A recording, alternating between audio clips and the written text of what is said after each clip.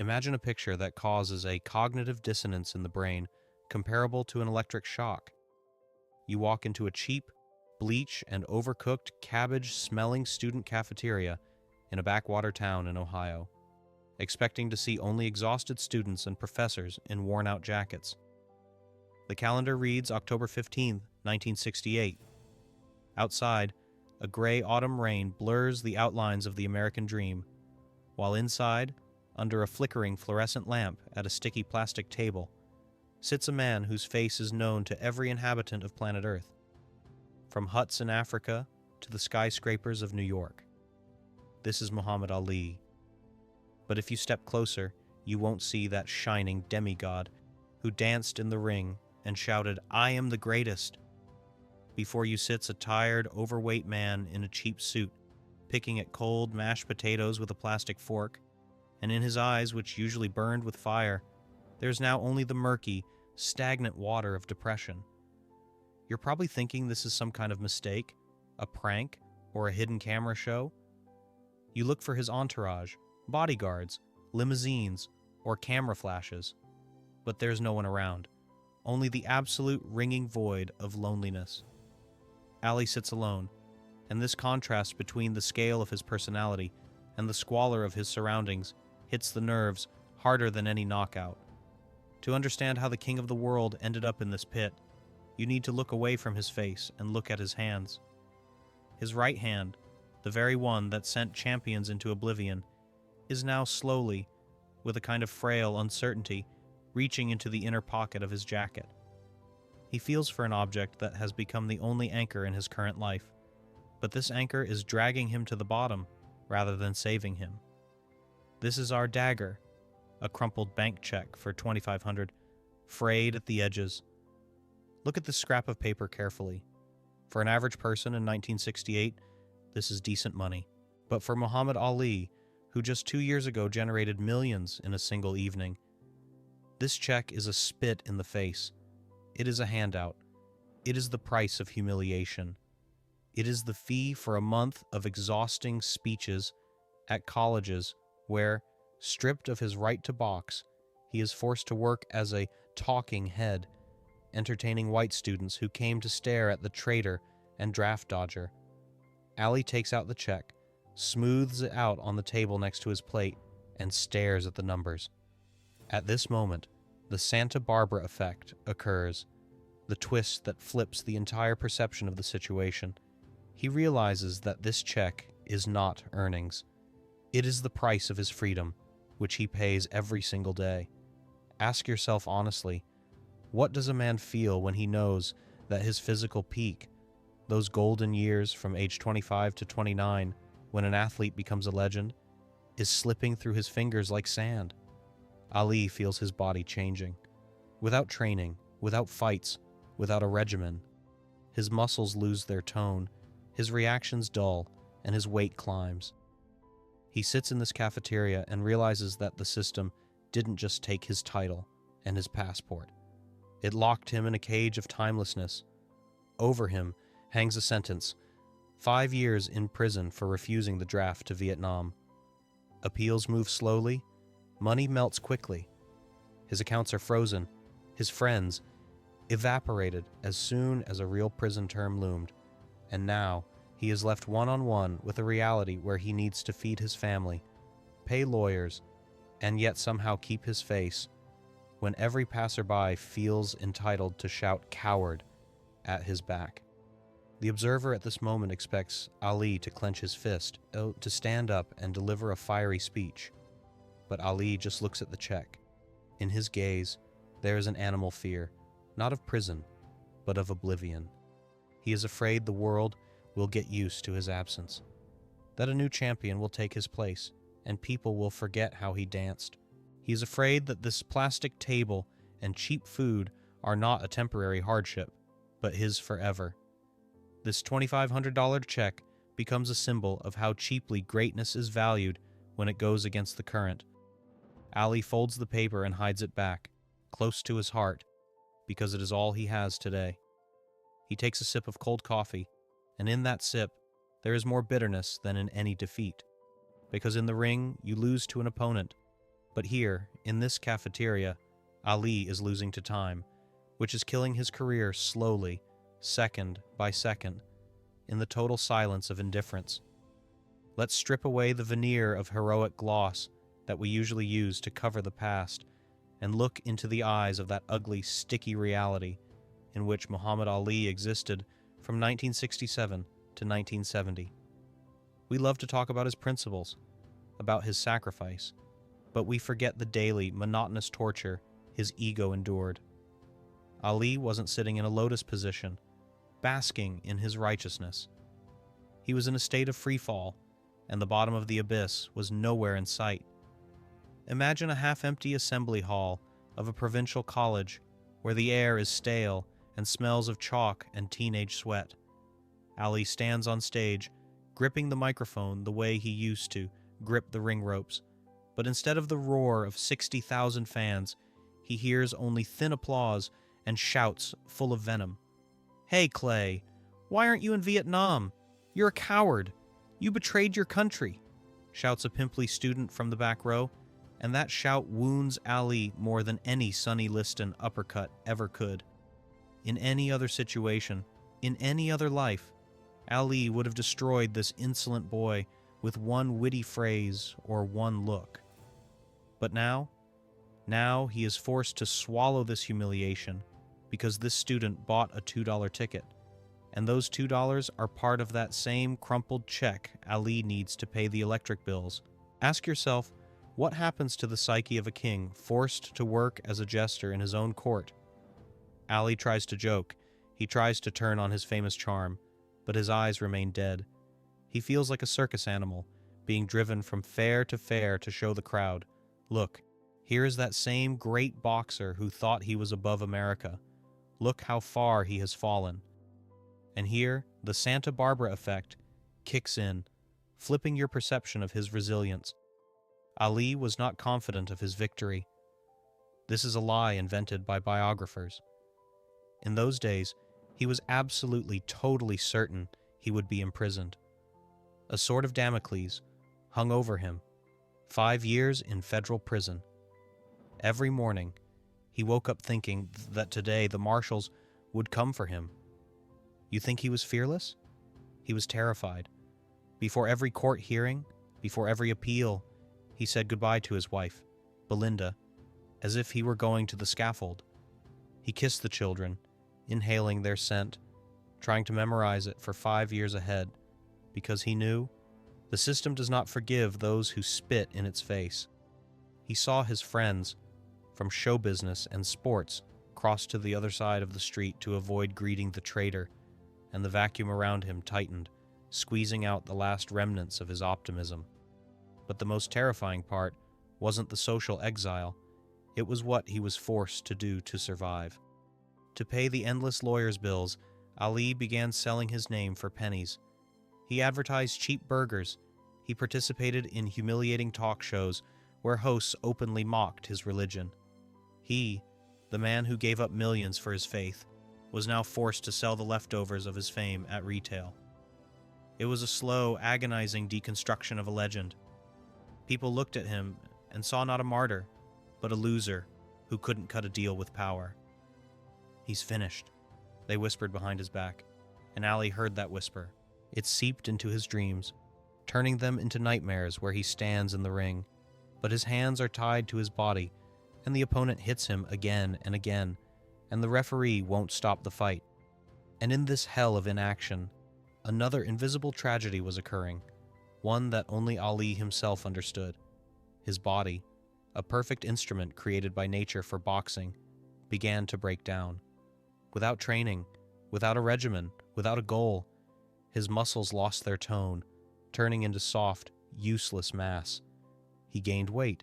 He felt his reactions slowing down. He was losing his primary gift, speed. Every day of idleness was a nail in the coffin of his athletic greatness. He realized that even if a miracle happened and he was acquitted, the floating Ali who destroyed Cleveland Williams would not be the one returning to the ring. A heavy, rusty mechanism would return, one that had missed its best years.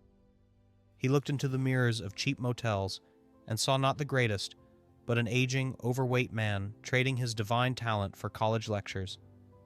This was a betrayal of himself, stretched over 3 years, and in those moments when he was alone in his room, listening to the hum of the air conditioner, he asked himself a question that made him want to howl. Was it worth it? Would it have been easier to put on the uniform, salute, and save my life? But there was no answer, only silence and fear of a tomorrow that promised nothing but new humiliations. But the most terrifying, most destructive moment of this 3-year nightmare didn't happen in a courtroom, at the strike of a gavel, or in a cheap motel where Ali counted change for dinner. The real execution took place in the silence of his own living room, on that evening in 1970, when he turned on the television to see what no king should ever see in his lifetime: his own coronation, where the crown is placed on the head of an impostor. The screen flickered with a bluish light, filling the room with shadows, and in that ghostly glow, Ali watched the World Heavyweight Championship fight. In the ring were 2 men, his former sparring partner Jimmy Ellis, and the man who would become his curse and his shadow, Joe Frazier. You probably think Ali watched this fight with professional interest, analyzing tactics and looking for weaknesses. That is the lie we comfort ourselves with, imagining heroes as unfeeling machines. In reality, Ali watched the screen with the same feeling a husband has, looking through a window, seeing another man, younger, meaner, hungrier, living in his house, in his bedroom, with his wife. With every minute of the fight, with every heavy leaden hook from Frazier, Ali felt an invisible noose tightening around his neck. He saw Joe breaking his opponent, coming forward like a tank, and at that moment, the Santa Barbara effect occurred in Ali's head. He realized he wasn't rooting for the victory of beautiful boxing.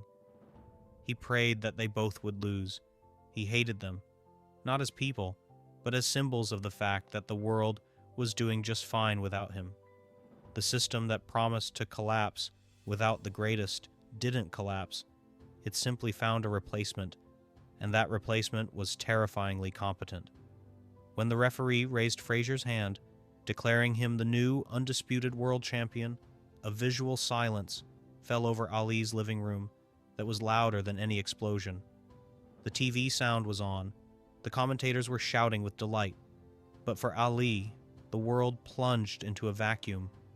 He sat in his chair, fingers clawing into the upholstery so hard the fabric creaked, and in his eyes stood tears of powerless black rage.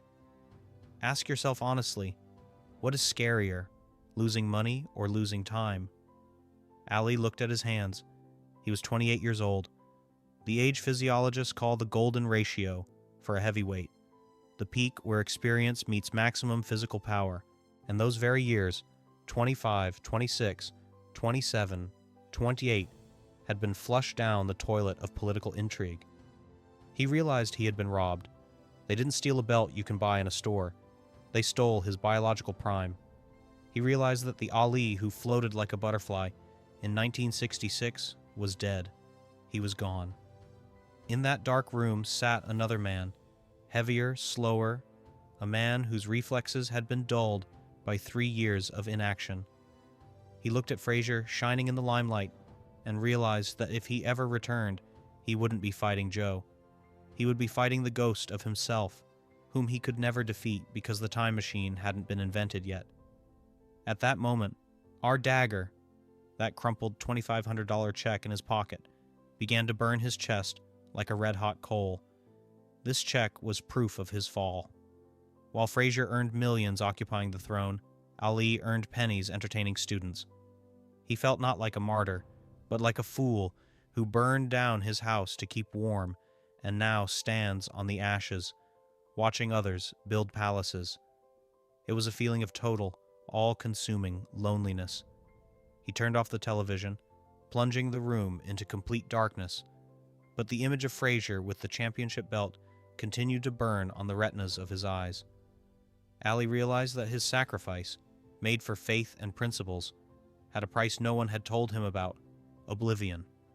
The world was beginning to forget who the real champion was, and that thought terrified him more than prison, more than poverty, more than death. He sat in the dark, listening to the ticking of the clock, and every tick of the second hand was the strike of a hammer driving a nail into the coffin of his legend, which, it seemed to him that night, had ended forever, not to the roar of an ovation, but to the murmur of a television commentator praising a new king. On June 28, 1971, when the gavel of the U.S. Supreme Court came down on the wooden block with a dull final thud, announcing a unanimous 8-0 decision in favor of Muhammad Ali, the air in America seemed to discharge the static electricity accumulated over 3.5 years. It was a moment of absolute biblical triumph. David had defeated Goliath. A single individual had broken the back of the state machine, and the prison gates that were already creaking, preparing to shut behind the champion, swung wide open, letting him go free.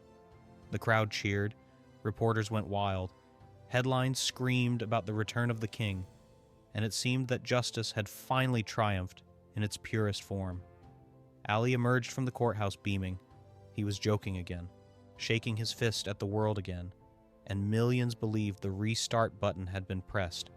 That time would now wind back, and we would again see that same elusive dancer who destroyed opponents without even breaking a sweat.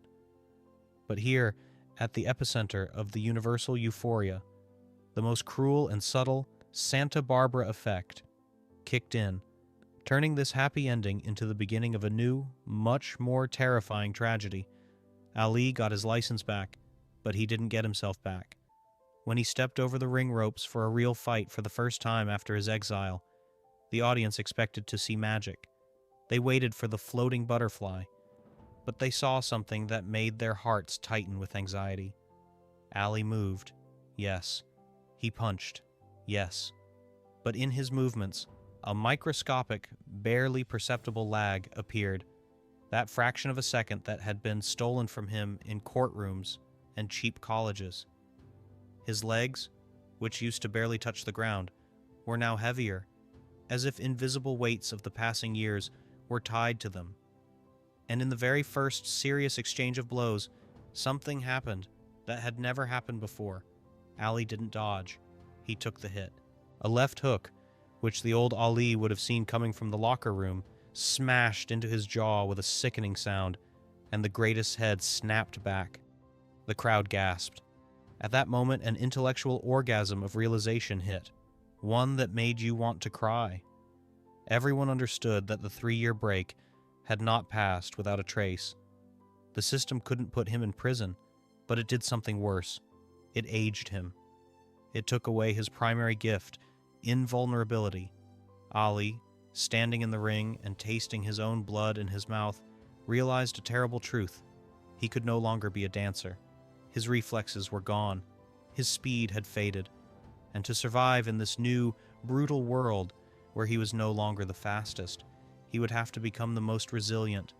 He would have to learn how to take punches. He would have to turn his face and his brain into a shield. That same crumpled $2,500 check, our plot dagger that he carried in his pocket as a reminder of the price of his convictions, now acquired a new, ominous meaning. This check was a symbol of not only financial sacrifice, but physical sacrifice. For those $2,500 a month, Ali sold his butterfly and bought a granite chin in its place.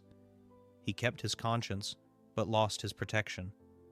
Boxing experts watching his return shook their heads, realizing that from now on, Ali would win not because he couldn't be hit, but because he could endure more pain than any other human on earth.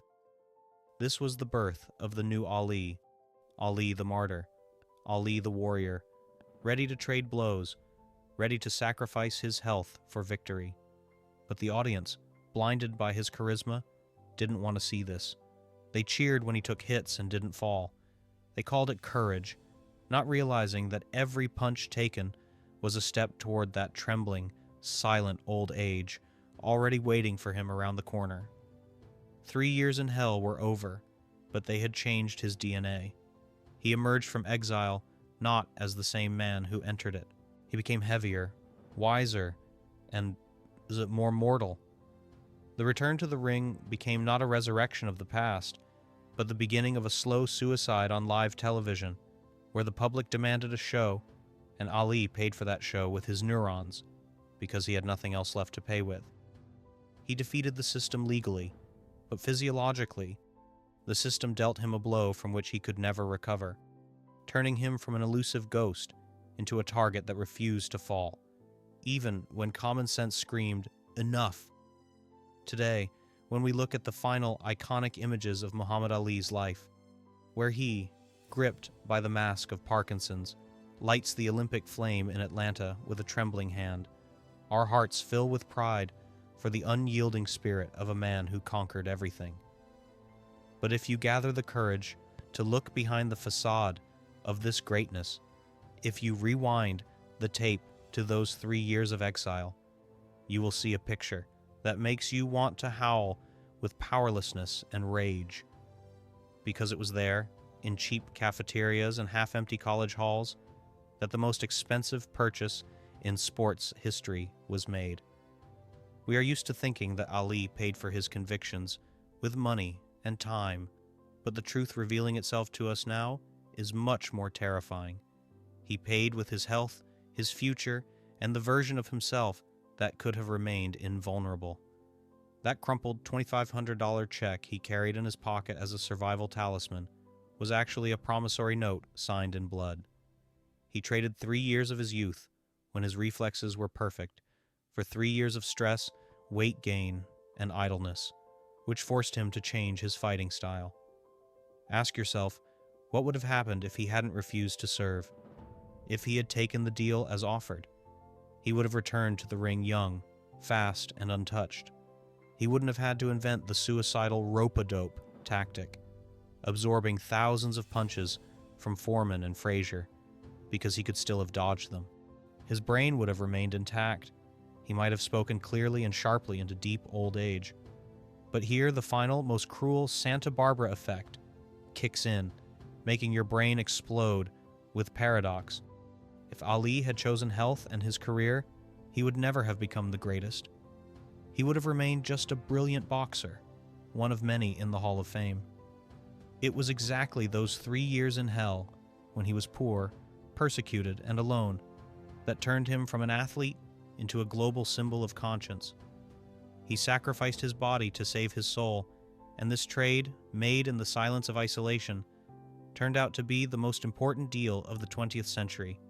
But look at the modern world. Turn on the TV, open Instagram.